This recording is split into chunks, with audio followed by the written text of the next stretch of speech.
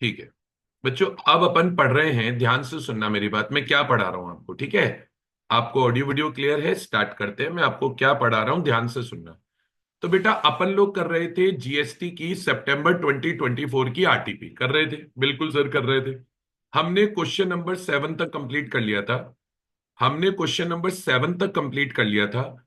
अब क्योंकि हमारा क्वेश्चन नंबर 7 हो गया था, तो अब बेटा अपने को क्वेश्चन नंबर 8 करना है। बहुत इजी सा क्वेश्चन है, पढ़ा हुआ है हमारा। एकदम आराम से ही देखते सवाल आएगा। क्वेश्चन नंबर 8 है, पढ़िए। Renmo limited, a registered entity under GST, has demerge, इन्होंने डीमर्जर कर लिया है। It's operations with effect from 31 October 2023। ठीक है साहब, डीमर्जर कर लिया, बहुत बढ़िया किया। अब हो क्या गया है डीमर्जर के बाद? The registration of Renmo limited has been cancelled. Registration इनका कैंसिल कर दिया है। और किसने कैंसिल कर दिया है? सुओ मोटो कैंसिल कर दिया है, प्रॉपर ऑफिसर ने। अब याद करो, रजिस्ट्रेशन को कैंसिल करने के दो रूट होते थे। या तो हम खुद एप्लीकेशन लगाकर या तो हम खुद एप्लीकेशन लगाकर अपना रजिस्ट्रेशन कैंसिल करवा सकते थे, या फिर प्रॉपर ऑफिसर सुओ मोटो भी कैंसिल कर सकता था। अब तुम याद करो, अगर प्रॉपर ऑफिसर सुओ मोटो हमारा रजिस्ट्रेशन कैंसिल कर देता है, तो हम रजिस्ट्रेशन का जो कैंसिलेशन हुआ है उसके रिवोकेशन के लिए भी अप्लाई कर सकते थे। याद है रिवोकेशन के लिए कितने दिन में अप्लाई करना होता था? कोई रिप्लाई करेगा? रिवोकेशन ऑफ कैंसिलेशन के लिए कितने दिन में अप्लाई करना होता था? तो लॉ बोलता था कि आप रिवोकेशन ऑफ कैंसिलेशन के लिए 90 में अप्लाई कर सकते हो, जिस दिन आपको ऑर्डर ऑफ कैंसिलेशन मिलेगा।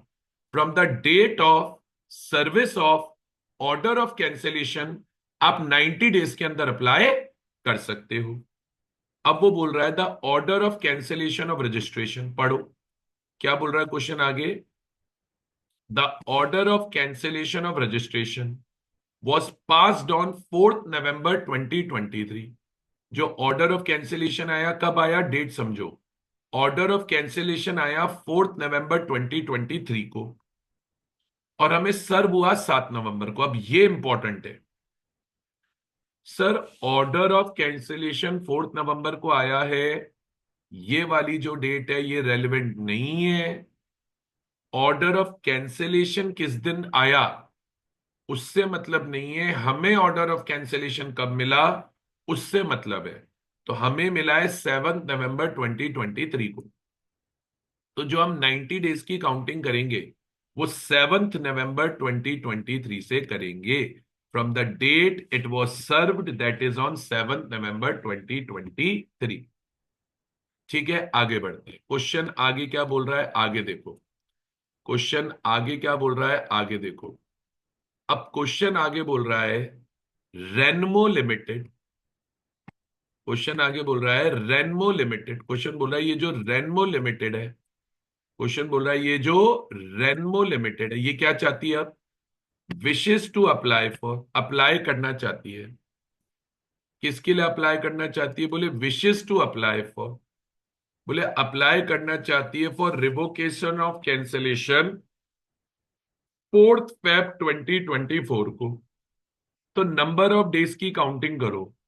हमें अप्लाई कितने दिन में करना होता है रिवोकेशन के लिए? 90 डेज में। इसमें यहां जरूरत नहीं पड़ेगी इस क्वेश्चन में, लेकिन मैं बता रहा हूं कि अगर 90 डेज में आप रिवोकेशन ऑफ कैंसिलेशन के लिए अप्लाई नहीं करते हो, तो आप जीएसटी कमिश्नर को रिक्वेस्ट कर सकते हो और एक सफिशिएंट रीजन दे सकते हो, तो वो टाइम पीरियड को एक्सटेंड कर देता है बाय 180 डेज। पर ओरिजिनल टाइम जो है वो 90 डेज ही है। अब हमने रिवोकेशन के लिए अप्लाई किया 4 फरवरी को, और ऑर्डर आया था 7 नवंबर को। तो अपने को कितने दिन गिनने हैं? 90 डेज। गिनो 90 डेज। 7 नवंबर 2023 से 90 डेज छोड़ो तो नवंबर के 23 डेज, दिसंबर के 31 डेज। भाई नवंबर के 23 डेज हो गए ना यार, नवंबर 30 दिन का महीना है, तो 23 दिन तो नवंबर के हो गए, और 31 डेज दिसंबर के हो गए। कितने हो गए? 54 डेज। 54 डेज के बाद आया जनवरी। जनवरी के अंदर जोड़ो 31 डेज और, तो 54 और 31, 85 डेज। 85 डेज। और 5 दिन जोड़ो फरवरी के, यानी 5 फरवरी 2024। तो आप इस क्वेश्चन में लिखोगे, लिख भी लेना प्लीज, अगर आपके पास प्रिंट आउट हो उसका जो मैं आपको बोलता हूं, तो इस जगह पे लिख लेना, इस जगह पे लिख लेना और लिखो कि इन द गिवन केस, जिनके पास है प्रिंट आउट लिख लेना, नहीं है कोई बात नहीं है, सुन लेना, लिख लो। In the given case, Renmo Limited can apply for revocation, Renmo Limited can apply for revocation, can apply for revocation till 5th February 2024, till 5th February 2024, till 5th February 2024, that is that is that is 7th November 2023, that is 7th November 2023 plus 90 days, 7th November 2023 plus 90 days equal to 5th Feb 2024। ठीक है, अब question आगे क्या बोल रहा है? Tax consultant जो है रेनमो लिमिटेड के, एडवाइस कर रहे हैं उनको कि application for revocation of cancellation और registration is time barred. Time barred हो गई है। जो उनका टैक्स कंसल्टेंट है उसको कानून ही नहीं पता साहब, बोल रहा है टाइम बार्ड हो गई, समय निकल गया, और इसलिए बोल रहा है तुम्हारी एप्लीकेशन वैलिड नहीं है। क्वेश्चन पूछ रहा है you are required to examine technical veracity, veracity यानी validity of advice given by tax consultant. तो आप यही लिखोगे भैया टैक्स कंसल्टेंट की एडवाइस वैलिड नहीं है, हमारे पास अप्लाई करने के लिए 5th फेब तक का टाइम था, हमने अप्लाई 4th फेब को किया है, इसलिए हमारी एप्लीकेशन वैलिड है।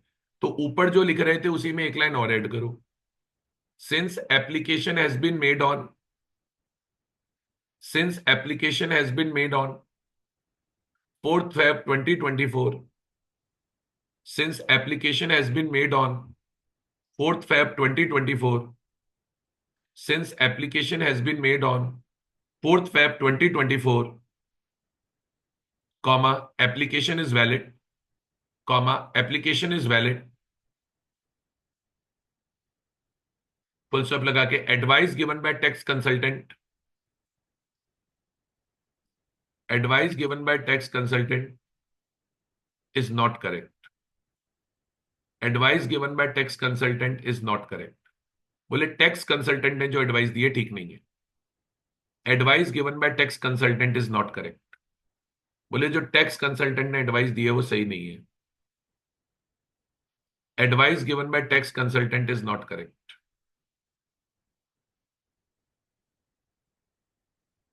Advice given by tax consultant is not correct, बोले जो टैक्स कंसल्टेंट ने एडवाइस दी है वो करेक्ट नहीं है। ठीक है, चलिए अब बेटा ये जो 9th क्वेश्चन हम लोग करेंगे, मैं फिर बोल रहा हूं, ये जो 9th क्वेश्चन हम लोग करेंगे, ये वाला जो क्वेश्चन है मैं आपको पहले इस पे क्लैरिटी दे रहा हूं, ध्यान से सुनना बेटा। ये जो 9th क्वेश्चन है इसका मैंने आपको सर्कुलर लिखा रखा है रजिस्ट्रेशन वाले चैप्टर में, इसका मैंने आपको सर्कुलर लिखा रखा है, करेक्शन बोल रहा हूं, टैक्स इनवॉइस वाले चैप्टर में। जो हमने टैक्स इनवॉइस पढ़ा है उसमें हमने ई इनवॉइसिंग के प्रोविजन पढ़े। मैं फिर बोल रहा हूं, जो हमने टैक्स इनवॉइस पढ़ा है उसमें हमने ई इनवॉइसिंग के प्रोविजन पढ़े। तो ई इनवॉइसिंग के प्रोविजन में मैंने इसका सर्कुलर पढ़ा रखा है। फिर बोल रहा हूं, ई इनवॉइसिंग के प्रोविजन में मैंने इसका आपको क्या पढ़ा रखा है? सर्कुलर पढ़ा रखा है। तो क्योंकि हमने इसका सर्कुलर पढ़ा हुआ है तो ये सर्कुलर देखते ही याद आना चाहिए। सर्कुलर देख के नहीं भी याद आएगा तो भी मैं इस क्वेश्चन को लॉजिक से करा दूंगा, तो आप सर्कुलर भी इसका देख लेना, सर्कुलर नहीं भी देखते हो तो लॉजिक से इस क्वेश्चन को समझ लेना। क्वेश्चन बोल रहा है mister X, a registered person under GST, वो जीएसटी में रजिस्टर्ड है, has aggregate turnover amounting to 8 crore. उसका एग्रीगेट टर्नओवर 8 करोड़ है, मिस्टर एक्स का एग्रीगेट टर्नओवर 8 करोड़ है। He is desirous to know whether e-invoicing is applicable. He is desirous to know whether e-invoicing is applicable for supplies made by a registered person. बोले ई invoice बनानी है क्या? Mister x बोल रहे ई invoice बनानी है क्या, मैं माल बेच रहा हूं, मिस्टर एक्स बोल रहा है मैं माल बेच रहा हूँ। मिस्टर एक्स पूछ रहा है मुझे इनवॉइस बनानी है क्या, मैं एक्स हूं यार। वो बोल रहा है मुझे इनवॉइस बनानी है क्या, मुझे एक्स मान लो। वो बोल रहा है मुझे इनवॉइस बनानी है क्या। बोले मैंने माल बेचा है गवर्नमेंट डिपार्टमेंट को। बोले मैंने माल बेचा है एस्टेब्लिशमेंट ऑफ गवर्नमेंट को, लोकल अथॉरिटी को, पीएसयू को, जो रजिस्टर्ड है टीडीएस काटने के लिए, solely for the purpose of deduction of tax at source. You are required to advise mister X. देखो मैं पहले बता देता हूं, क्लियर सर्कुलर है। क्लियर सर्कुलर है, ज्यादा माथापच्ची नहीं माननी। सर्कुलर ये आया हुआ है कि अगर आप माल बेचते हैं किसी गवर्नमेंट डिपार्टमेंट को, गवर्नमेंट एजेंसी को, लोकल अथॉरिटी को, पीएसयू को, जो जीएसटी में रजिस्टर्ड है only for the purpose of deduction of TDS, और ऐसे बंदे को आपने माल बेचा है, तो ई इनवॉइसिंग होगी। तो जनरल में तो सिंपल सा 1 मिनट का आंसर है कि हाँ भैया यहाँ इनवॉइसिंग होगी। सिंपल लिखना, हाँ भैया होगी, बस खत्म। बट तरीके से पेपर में आंसर कैसे प्रेजेंट करोगे। सबसे पहले याद करो कि e invoicing B to B supply पे अप्लाई होती है, बिजनेस टू बिजनेस। मतलब जब एक रजिस्टर्ड पर्सन दूसरे रजिस्टर्ड पर्सन को माल बेचता है तब ई इनवॉइस लगती है, वरना नहीं लगती। अब मिस्टर एक्स रजिस्टर्ड है, गवर्नमेंट का डिपार्टमेंट रजिस्टर्ड है, दोनों रजिस्टर्ड है, तो बी टू बी सप्लाई हो गई नहीं हो गई बताओ, बी टू बी सप्लाई हो गई। दूसरा, ई इनवॉइसिंग का प्रोविजन कब लगता है आप पे, जब आपका प्रीसीडिंग फाइनेंशियल ईयर का एग्रीगेट टर्नओवर 5 करोड़ से ज्यादा हो। अब क्वेश्चन में क्लियर लिखा है कि भैया इसका एग्रीगेट टर्नओवर तो 8 करोड़ है, तो आपको आंसर ऐसे लिखना है, पहला, provisions of e invoicing are applicable to Mister X because is aggregate turnover of preceding financial year is exceeding ₹5 crore. फिर आप लिखोगे further Mister X is supplying goods to a registered person, so it amounts to be to B supply.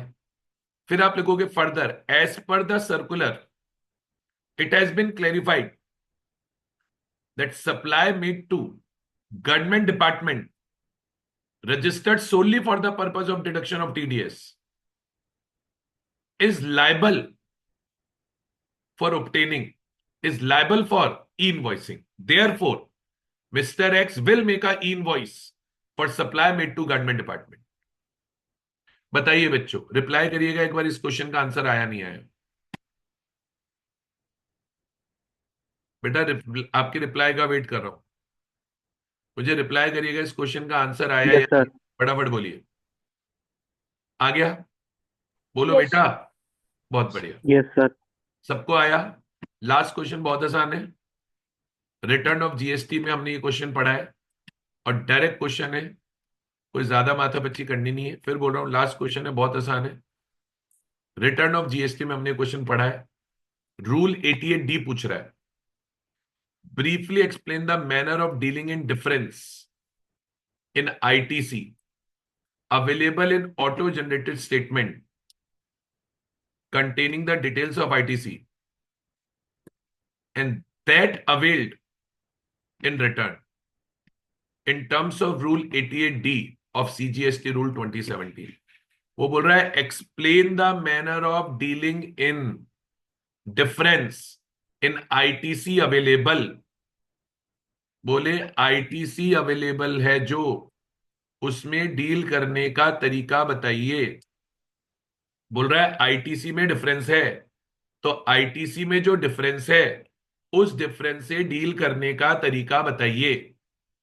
तो भैया देखो सुनो मेरी बात, एकदम आसान सवाल है। ये सवाल क्या बोलता था, रूल 88D क्या बोलता था?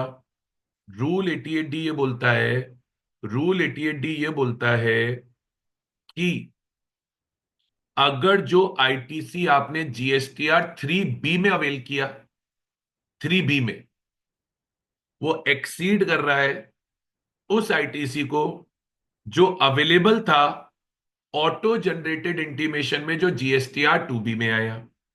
मतलब 3B का आईटीसी एक्सीड कर रहा है 2B के आईटीसी को।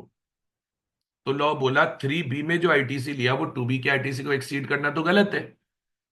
भाई 2B में तुम्हें ऑटो जनरेटेड इंटीमेशन आता है कि भाई तुम्हारा इतना आईटीसी अवेलेबल है, तो जितना अवेलेबल था तुम उससे ज्यादा आईटीसी क्यों ले रहे हो भैया, ये तो गलत है।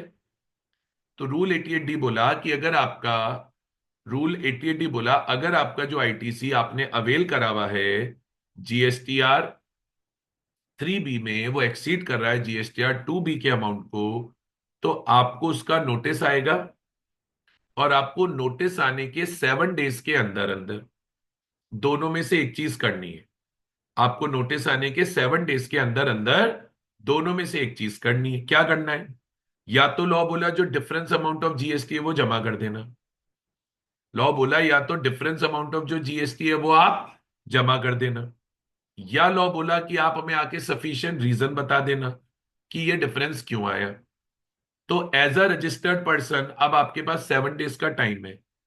या तो डिफरेंशियल अमाउंट का जीएसटी आप डिपॉजिट कर देना, या फिर आप उसका सफिशिएंट कॉज दे देना। और अगर आपने डिफरेंशियल अमाउंट ऑफ जीएसटी भी नहीं जमा किया और उसका सफिशिएंट कॉज भी नहीं दिया, तो गवर्नमेंट आपसे जीएसटी की रिकवरी कर लेगी। गवर्नमेंट आपसे जीएसटी की रिकवरी कर लेगी as per section 73 and 74 of CGST act 2017। ये बोलता है बेटा रूल 88D। बताइए बच्चों, रूल 88D क्या बोलता है? समझ में आया नहीं आया? यस और नो? आ गया? बहुत बढ़िया। तो यहां पर आकर बच्चों अपनी खत्म होती है सितंबर अटेम्प्ट 2024 की जीएसटी के आरटीपी के सारे क्वेश्चंस, जिसमें हमने मल्टीपल चॉइस क्वेश्चन भी किए। मेरी आपसे रिक्वेस्ट है, ये क्लास मैं आपको यूट्यूब पे अवेलेबल करा रहा हूं। मेरी आपसे रिक्वेस्ट है, प्लीज आप थोड़ा सा एक 15 मिनट निकाल के इन क्लासेस को एक बार फिर करें। ये क्वेश्चन आपको रट जाने चाहिए। अगर ये क्वेश्चंस आप प्रैक्टिस कर लोगे एक बार और, तो जीएसटी में जो प्रोविजन आपको लग रहा है आपने पढ़ लिया, आपने समझ लिया, वो और पक्के हो जाएंगे और आपको जीएसटी में दिक्कत नहीं आएगी। कंक्लूड कर रहा हूं बेटा ये वाली क्लास।